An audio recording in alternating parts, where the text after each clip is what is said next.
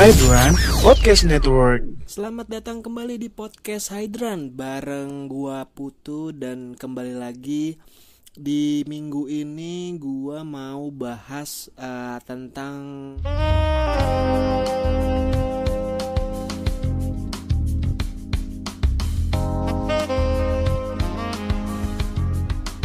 sedikit menyenggol toxic relationship. Jadi sebenarnya toxic relationship ini banyak orang yang memiliki makna yang berbeda-beda gitu tiap orang. Ada yang kadang bilang toxic itu adalah relationship yang bikin kita nggak sehat secara mental. Ada juga yang bilang toxic itu sebenarnya hubungan yang harusnya tuh gak dilanjutin, tapi karena kita mencoba memaksakan hubungan tersebut tetap berjalan, itu termasuk dalam kategori toxic relationship. Nah, sekarang gue mau coba ngobrol sama salah satu temen gue yang punya pengalaman tentang toxic relationship. Dan karena temen gue ini cewek, mungkin gue akan coba tanya toxic relationship menurut dia itu apa. Tapi gue udah coba searching makna dari toxic relationship itu sendiri.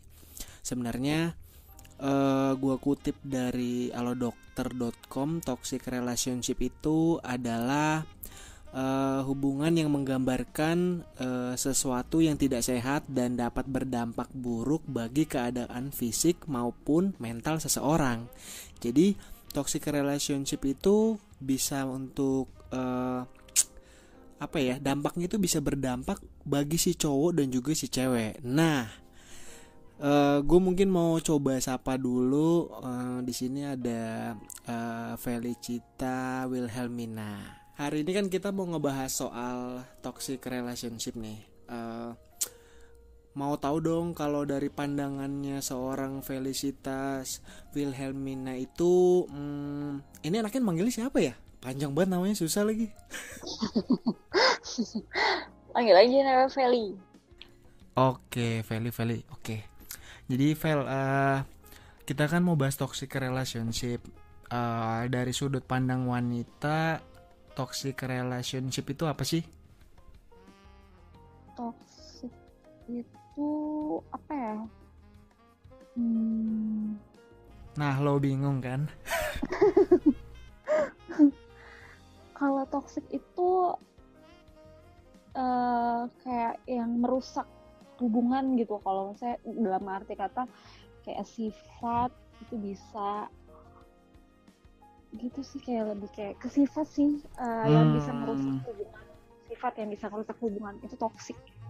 Nah, kalau yang mungkin kalau yang misalnya kan pernah ngalamin nih toxic relationship, versinya seorang Feli itu yang pernah kejadian itu toksiknya kayak gimana? Apakah setiap pacaran toksik gitu, atau mungkin cuma pertemanan terus deket udah termasuk toksik? Nah, terus toksiknya itu kayak gimana gitu? Kalau toxic yang aku pernah ngalamin sendiri sih lebih kayak temen sih, enggak, lebih ke pacaran sih ya khususnya. Kayak lebih pasangan itu dia lebih posesif gitu deh, yang kalau kita pergi tuh perginya sama dia aja, nggak bisa kemana-mana, nggak boleh main sama temen cewek lah, mau temen cowok nggak boleh, bolehnya pergi sama dia aja. Overprotect gitu ya? Overprotective, terus lebih cemburuan, kayak ada cowok WhatsApp sedikit atau ada di DM atau segala macem lah, yang lihat gini kalau misalnya diladenin, dalam arti kata cowok ya, kalau ada yang ngechat, kalau kita ladenin gila, cemburunya parah, bisa sampai ngomong kasar, pun juga bisa mukul juga sih pernah. Oh, main fisik juga? Ya ada sih yang kayak gitu. Bentar. Sebelum kita lebih jauh, emang kapan terakhir pacaran, Vel? Terakhir pacaran Lupa. Bukan, maksudnya kalau yang toxic itu sih udah sekitar 2 atau sampai 3 tahun yang lalu deh. Kalau yang Orang nggak yang toxic, toxic itu. kalau yang nggak toxic, nggak toxic ya, baru ya Seminggu. habis lebaran deh. Oh, hampir setahun. Ya.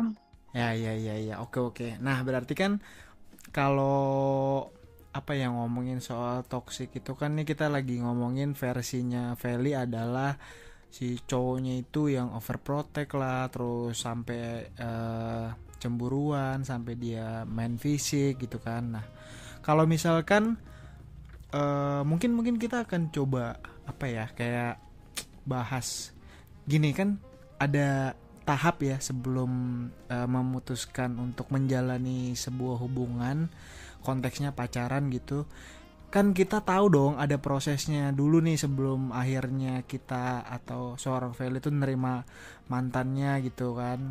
Emang di pas awal pendekatan gak kelihatan gitu kalau dia orangnya toksik? Kan biasanya ada kelihatan bau-baunya tuh. Iya, kalau ini sih enggak. Gila, awal PDKT aja maksudnya sering jemput, nggak ada lah bau-bau toksiknya tuh, nggak ada.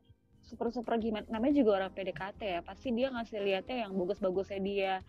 Dulu mantan aku itu karena dia penyanyi juga, jago alat musik, kayaknya hampir setiap hari dia selalu nyanyiin. Nggak pernah deh nggak ada bau-bau toksiknya segala macam tuh, nggak ada. Yang dikasih sama dia tuh ya indah-indah aja. Jadi nggak mikir sih kalau dia tuh sampai setoksik itu tuh, nggak sampai ke sana. Ternyata udah dijalanin 2-3 tahun sama dia. Nah, dari situ baru kelihatan. Emang proses pendekatannya berapa lama? Kalau dibilang sih sebentar kali ya, cuma 3 bulan. Oh, 3 bulan. Iya, 3 bulan, tapi dia itu menunjukkan apa ya, kayak wah kayaknya cewek suka nih kalau diginiin gitu. Terus dengan gampangnya luluh gitu ya. Ya iya, gimana sih cewek kalau dikasih yang indah-indah, dipuji-puji, pasti luluh lah. Yang tadinya kita nggak suka sama dia, tiba-tiba jadi bikin berbunga-bunga, gimana sih? Oke, berarti gini. Nah, kalau misalkan apa ya? Tadi kan konteksnya kita ngomongin pacaran nih. Nah, tadi bilang Feli sempat singgung ada tuh beberapa gitu sebelumnya yang toksik. Emang ada berapa yang toksik? Hampir semua mantan toksik kecuali yang terakhir lebaran kah atau gimana? Kalau baru ada 2 orang sih yang toksik. Kalau yang sama yang sekarang, jadi gini, gara-gara dulu pacaran toksik, jadinya kebawa dong sama yang sekarang gitu. Jadinya yang dulunya aku digituin, dicemburuin, overthinking segala macem, jadi kebalikan. Yang sekarang jadi aku yang overthinking, yang cemburuan. Jadi apa ya? Jadi jatuhnya kayak trauma ya. Iya. Tapi si cowoknya nih pas lama kamu jadi toksik juga gitu, si cowoknya responnya gimana? Awalnya sih karena cowok ini seumuran kali ya. Umur berapa? Nomor berapa by the way? Umur berapa? Ketuaan. Ketahuan apa ketuaan? Ketuaan kayaknya. Iya, oke. Terus lanjut. Apa sih kayak umur, gara-gara umurnya sama, seumuran gitu. Awalnya sih dia terima dengan akunya yang trauma, dengan segala macam trauma yang kayak apa sih, cemburuan gitu ke dia, kayak lama balesnya tuh kayak, lo kemana sih gitu, kok lama banget sih balas chat gue, lo lagi pacaran ya sama cewek, lo lagi deket sama cewek gitu-gitulah. Yang awalnya sih dia be aja gitu loh. Mungkin yang aku bilang tadi gitu, aku bilang sama dia, aku trauma loh sama mantan aku yang sebelumnya. Terus dia selalu yakinin aku sih tadinya gitu. Tapi mungkin kesel juga kali ya, lama-lama dia yang selalu dituduh segala macam, akhirnya dia lebih keras gitu ke akunya, gara-gara aku selalu overthinking sama dia. Tuh kayak dia tuh kayak lebih keras dalam arti, lo tuh kenapa sih lo kayak gini, jangan bawa trauma lo ke gue tuh beda sama mantan lo yang dulu gitu. Akhirnya lebih apa ya, kayak lebih dibilang agak renggang gitu deh, sempat kita berantem gara-gara soal aku trauma gitu, karena dia kan nggak suka ya kalau dituduh-tuduh segala macem. Nah ya berarti nuduh ngejudge gitu. Nuduh ngejudge gitu jadinya. Ya mungkin ya balik lagi ya, karena traumanya itu terlalu parah kali ya, udah 2 kali digituin juga. Karena 2 kali itu sama yang pacarannya lama gitu, bukan yang sebentar gitu, yang ada sampai 5 tahun. Kayak yang terakhir itu yang pacaran toksik itu ya 3,5 tahun. Jadi traumanya sama yang cowok ini tuh kasian jatuhnya, kayak nuduh-nuduh tapi nggak ada buktinya tuh gimana gitu. Cuma gimana ya, di dalam otak tuh udah nuduh ke dia duluan. Berarti pacarannya lama banget ya, 3,5 tahun, 5 tahun, dan selama durasi pacaran di 2 periode itu, 2 periode. Nah 2 periode itu nggak pernah ada, ini kan udah ngomongin sama-sama toksik nih, yang satu sisi toksik dari cowoknya, yang satu lagi sisi toksik dari kamunya gitu. Nah emang selama kalian menjalani toxic relationship itu nggak ada kepikiran atau coba jalan sama orang lain gitu, at least mencobalah untuk, kan kita nggak tahu siapa tuh di luar sana ada orang yang bisa nerima kita bahkan lebih baik dari yang sedang dijalanin pada saat itu gitu. Emang nggak ada kepikiran kayak gitu? Ketawa sih kalau soal ini ya, gara-gara kayak gitu sih ya. Selingkuh ada, pernah selingkuh. Gara-gara gitu. dia. Siapa yang selingkuh? Karena terlalu ya gantian. Gitu. Kenapa harus ada gitu? Gimana? Kalau gantian berarti gimana cara gantian itu gimana? Siapa yang duluan? Izin gitu? Oh enggak sih, ya diem-diem. Kok tahu? Ya jadi ya pertama dari cowoknya dulu sih. Terus ketahuan Tuh, habis ketahuan. Okay. Oh ya udah, biasalah kalau cewek, ya udahlah gue terima lo lagi gitu, gue kasih kesempatan sama lo lagi. Dia ngaku, tapi dia ngaku. Dia ngaku kalau dia deket sama cewek itu. Parahnya lagi pernah sih kepergok chatan dia sama cewek, jadi selingkuhannya itu gitu. Tapi endingnya dia mutusin cewek itu, balik lagi sama aku. Oh berarti nah dari situ jadinya, tuh terus dari situ tuh balik lagi, ya udah dong, ya udahlah kasih kesempatan lah ya gitu kan. Kayak ntar dia nggak gitu lagi. Kebalikan, jadi aku yang selingkuh ke dia. Oh berarti yang selingkuh duluan cowoknya baru kamu ya? Duluan cowoknya. Oh terus setelah misalkan kan udah nih, sekarang giliran kamu yang selingkuh. Nah setelah selingkuh dianya gimana? Nggak ada respon atau nggak ketahuan sama sekali? Dibilang ketahuan, iya Enggak. sih ketahuan. Gara-gara ketahuan sih, endingnya ketahuan gitu. Karena ada temennya yang ngasih tahu, gue liat tuh cewek lo lagi jalan sama cowok gitu. Gue pikir lo, ternyata bukan, kata dia gitu. Ya emang sih waktu itu sempat bilang sama dia, enggak kok, iya cuma temenan doang gitu. Tapi endingnya ketahuan juga sama dia. Emang sih bilangnya ya udahlah, kalau misalnya mau putus ya udah gitu kan, karena juga udah capek juga ya di dalam toksiknya hubungan gitu, kayak capek gitu. Tapi ya dia masih aja perjuangin gitu. Dan endingnya tuh sama kita gara-gara sama selingkuh, mungkin karena sama-sama capek, ya udah akhirnya putus gitu aja. Berarti putusnya dengan tidak baik-baik dong, atau ada permintaan maaf sebelum keputusan untuk mengakhiri hubungan itu?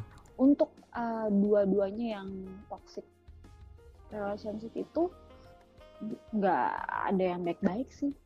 Jadi Ini, musuhan apa, dong, endingnya? musuhan dong. Musuhan sih. Iya, dibilang sampai sekarang nggak juga sih. Ya mungkin karena udah waktunya udah lama juga, paling kalau ketemu ya diem aja gitu. Hah? Tapi nggak follow-followan di sosmed gitu? Followan iya, cuma cowoknya tuh yang suka nge-hide story aku gitu. Jadi dia nge-hide story-nya deh, salah. Dia nge-hide story aku. Aku sih bodo amat ya gitu.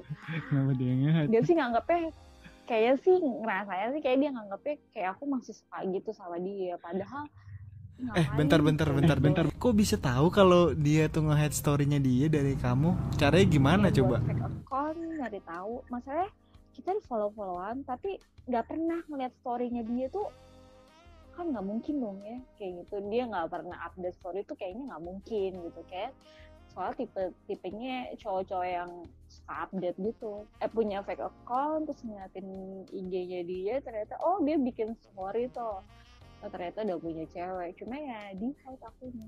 Tapi kalau punya cewek ketahuan di mananya? Di feed-nya ada. Kalau di feed kan nggak mungkin di-hide dari satu orang. Di story-nya ternyata. Cuma aneh aja gitu sama cowok, dipikirnya kita masih suka gitu sama dia. Akhirnya kalau ketemu ya B aja gitu, ketemu ya negur sih enggak juga. Sengaja ketemu waktu itu lagi abis pulang dari staycation sama temen, tiba-tiba ketemu di stasiun. Tuh deh, ternyata itu tuh mantannya gitu. Awalnya sih temen yang ngasih tahu, pertama nggak ngeliat dia gitu, tiba-tiba nggak sengaja sih ketemunya gitu sama mantan itu gitu. Terus setelah putus sama mereka tuh ada sepenglihatan kamu tuh ada yang berubah nggak dari apa ya, dari bentuknya dia gitu, secara physically atau secara ya mungkin activity di sosmed nggak bisa menggambarkan activity yang sebenarnya di real life gitu ya. Ada nggak kira-kira sesuatu yang kayak kok kayaknya dia kalau ketemu tuh kayaknya dia bahagia banget, senang banget tuh, terus lihat apa ya, kayaknya dulu sama sekarang tuh beda gitu, aura kan bisa memancar gitu ya kalau lagi ketemu, kayak ih kok sekarang gini banget gitu. Nah biasanya kan kalau mantan kalau putusnya baik-baik terus ketemu di luar tuh kayak kemana aja gitu kan, kayak ada beda banget sekarang gini-gini. Nah berarti kalau misalkan putusnya marah-marah gitu, ada sesuatu yang berubah nggak dari diri seorang mantan yang kemarin itu? Wah ada sih, banyak sih perubahannya. Yang ya ada tuh yang satu yang tadinya kurus waktu pacaran sama aku, sekarang tuh jadi gendut gitu dianya. Iya, jadi gendut, jadi berisi lah orangnya gitu. Lebih apa ya, lebih respect. Enggak juga sih. Enggak ya. Dia berisi. Berisi sih, maksudnya dibilang lebih sukses. Ya, lebih sukses kan. Dulu waktu pacaran sama aku kan baru-baru dia lulus kuliah juga, terus baru-baru dapat kerja juga, jadi kan masih tahap gimana sih. Kalau sekarang kan dia kayaknya sama ceweknya sekarang dia udah dapat kerja yang bagus ya, jadi berubah deh semuanya. Kok sampai tahu level kerjanya, terus dia sekarang kayak gimana itu taunya dari mana? Kan nggak mungkin dari sosmed. Emang dari sosmed doang, misalkan at least misalnya Instagram gitu, masa dari Instagram tuh kelihatan posisi kerjanya di mana, sukses, udah jadi apa, emang kelihatan semuanya? Enggak juga sih. Atau tahu dari semua sosmednya, sosmed lain?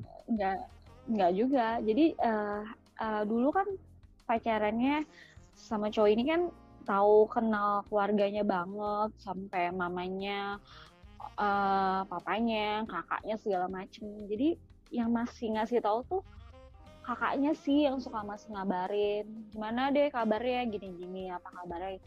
Dia masih suka ceritain tentang adiknya gitu sih, padahal aku nggak pernah nanya.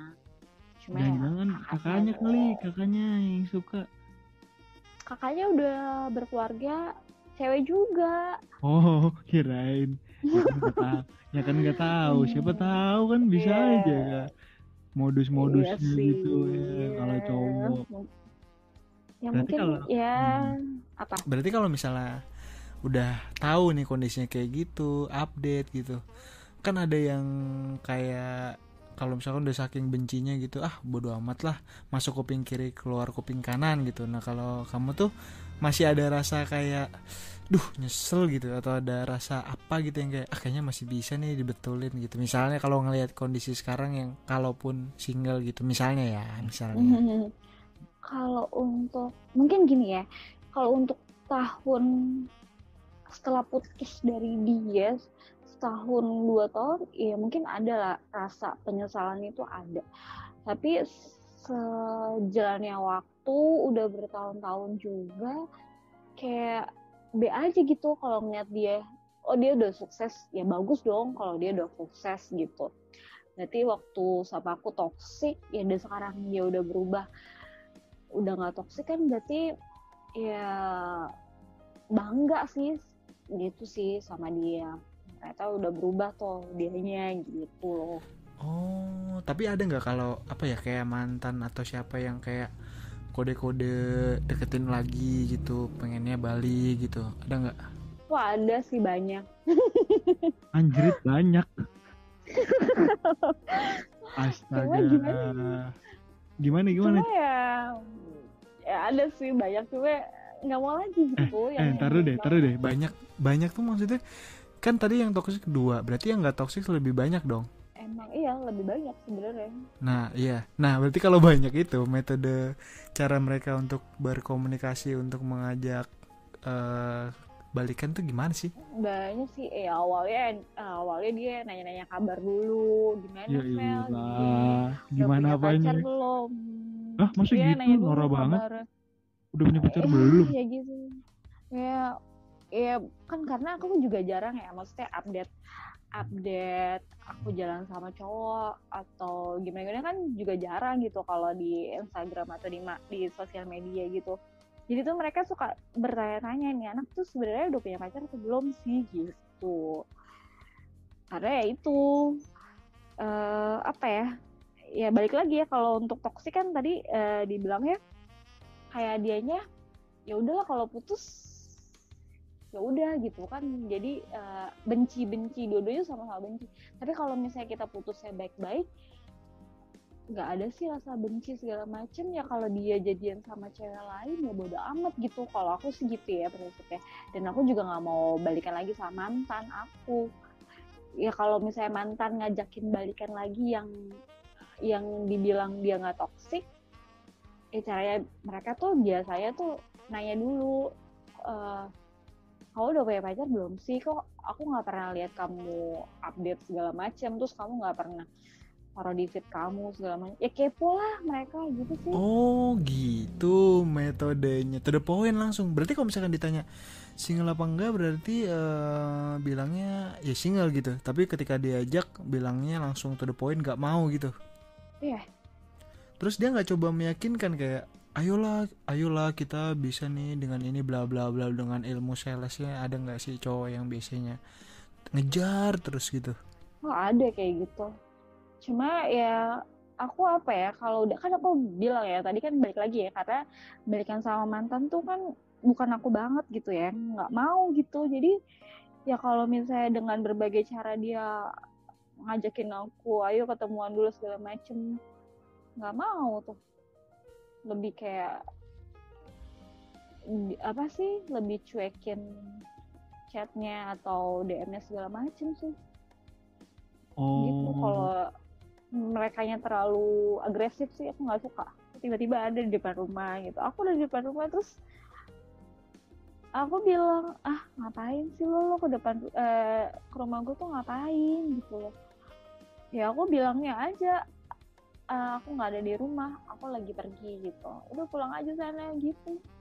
Terus ada juga yang ngasih coklat ya. Kalau kasih coklat kan takut ya, masalahnya takutnya ini orang jampe gue tuh gimana gitu. Biasanya kalau aku dapat makanan lagi segala macam, aku kasih ke temen aku sih. Berarti dari selama ini nggak pernah nggak pernah ada rasa kayak, kan ada tuh yang misalnya mantan dia sekarang udah berubah, udah jadi bagus lah fisiknya, terus ya kerjanya bagus itu, kayak andai kalau misalkan bisa balikan gitu, kayak kan gini kan tadi udah dibilang tuh anti banget tuh yang namanya balikan gitu, tapi ada nggak sih kayak mantan yang aduh bisa nih kayaknya nih meruntuhkan visi dan misi hidup gitu, ada nggak sih kayak gitu? Ada sih satu gitu. Oke. Cuma apa ya, dipikir-pikir lagi, balik lagi ke prinsip hidup, nggak mau balikan sama mantan, gimana dong? Oh jadi prinsip itu tetap ya, maksudnya berpegang teguh sama itu dan nggak akan tuh yang namanya balikan, walaupun kayak aduh dia udah jadi berubah, terus udah jadi siapa tahu dibanding sifat yang dulu tuh udah berbanding terbalik, tetap nggak akan bisa demi visi yang tadi, demi prinsip hidup yang tadi.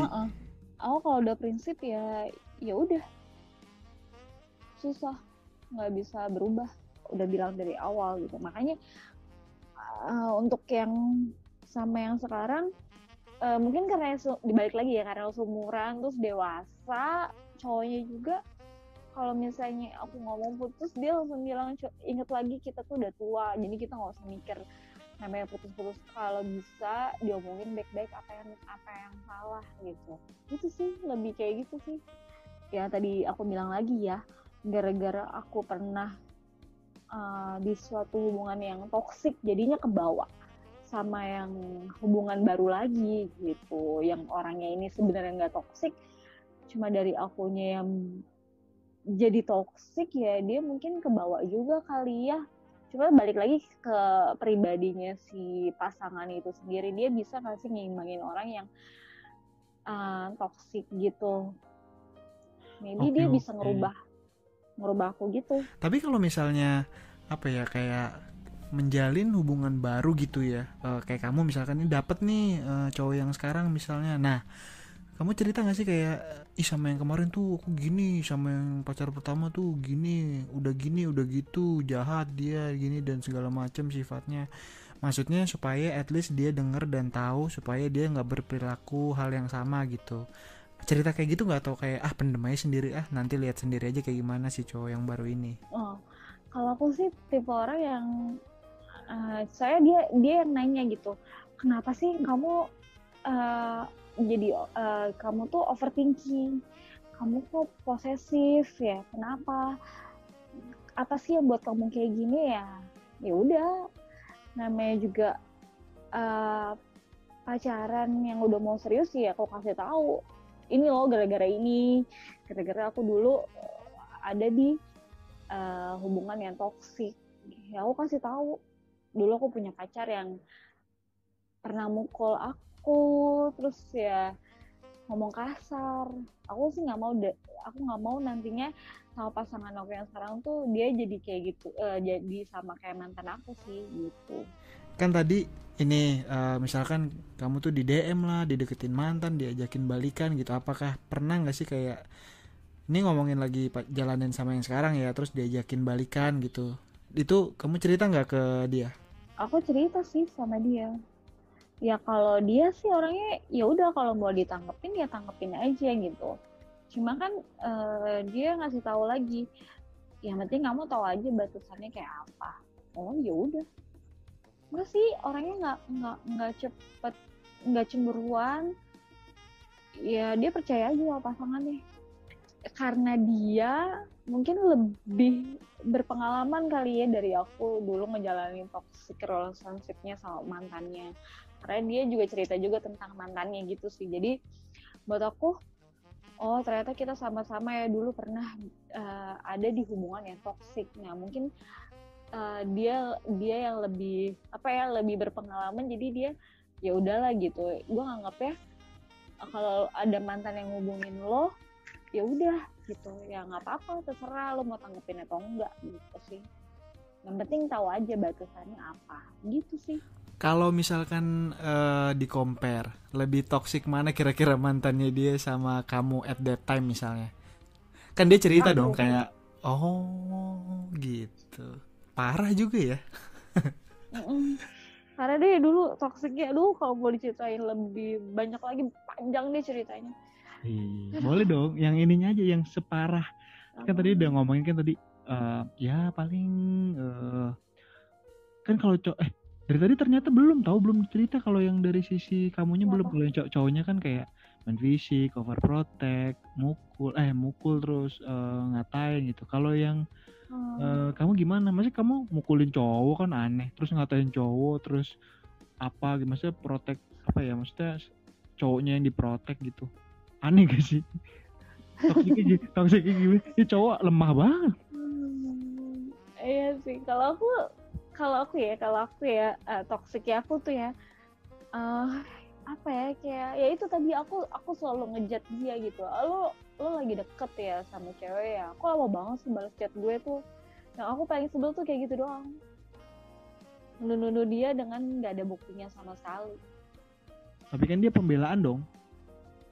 Iya, dia pembelaan, dia selalu ngepap sih kalau dia lagi di mana, dia sama siapa tuh dia selalu ngepap. Tapi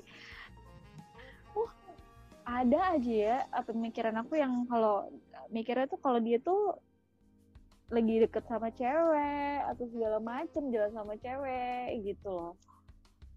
Ya mungkin karena balik lagi, karena dulu aku pernah digituin sama mantanku yang toksik. Dia sih bilangnya aku tidur dulu ya misalnya gitu ya, ternyata dia jalan sama cewek lain. Nah itu karena dilaporin dong ketahuannya. Aku ngeliat story temennya. Oh, ada temennya juga. Jadi aku dulu tuh temenan sama ya namanya juga gimana sih, mantan aku tuh kenalin temen-temennya lah, dan ya udahlah kita sama-sama follow-followan IG. Ya udah akhirnya waktu itu sih yang dia bilang sama aku tidur dulu ya. Ya udahlah, aku bilang oh ya udah tidur aja gitu. Terus kayaknya ada yang aneh gitu kan, gimana sih namanya feeling tuh selalu kayaknya ini ada yang aneh. Bener, pas buka IG temennya ternyata dia lagi pergi gitu sama cewek, sama temen aku juga itu.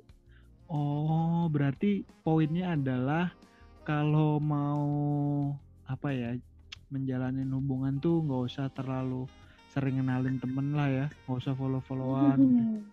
Bahaya juga ya berarti ya. Iya.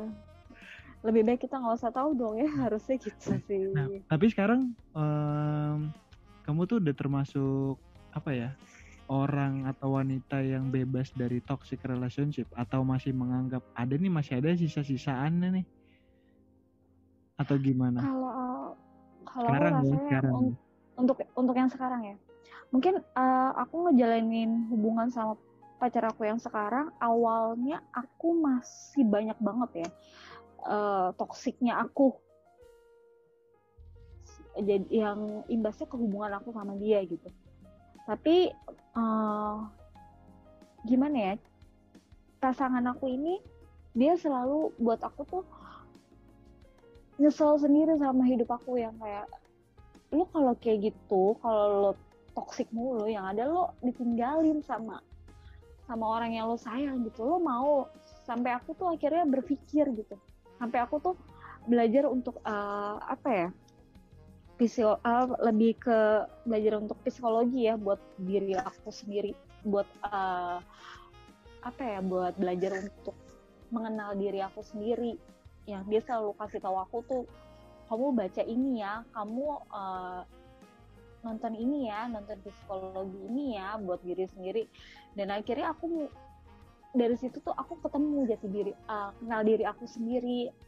Oh ternyata aku orangnya kayak gini ya. Kalau misalnya aku toksik terus, yang ada nanti aku ditinggalin terus sama pasangan aku gitu. Aku nggak mau kayak gitu kan. Ya sekarang sih yang aku lihat, buat aku nilai diri aku sendiri ya udah banyak berubah sih ya. Dan dia pun mengakui kalau aku sudah banyak berubahnya gitu. Yang gimana ya, berubahnya pun nggak seinstan langsung cepet gitu, enggak. Ya ada tahapannya sih. Iya. Berarti tapi kan sama yang sekarang berarti kalau dihitung-hitung hubungannya baru dong, belum ada setahun kan? Belum ada setahun sih. Oh, berarti dalam waktu setahunnya udah lumayan berubah banget ya? Ya, udah berubah banget sih. Ya, kalau dibilang cepet sih, berubahnya untuk nggak toksik itu tuh, kalau aku rasa sih ya pernah sih sama dia hampir putus sih kita. Dibilang putus, iya putus. Jadi aku nyesel jadinya. Gara-gara ini aku baru nyeselin kalau aku punya pacar tuh yang kok dia yang ngasih tahu aku, buat aku tuh lebih kenal diri aku sendiri.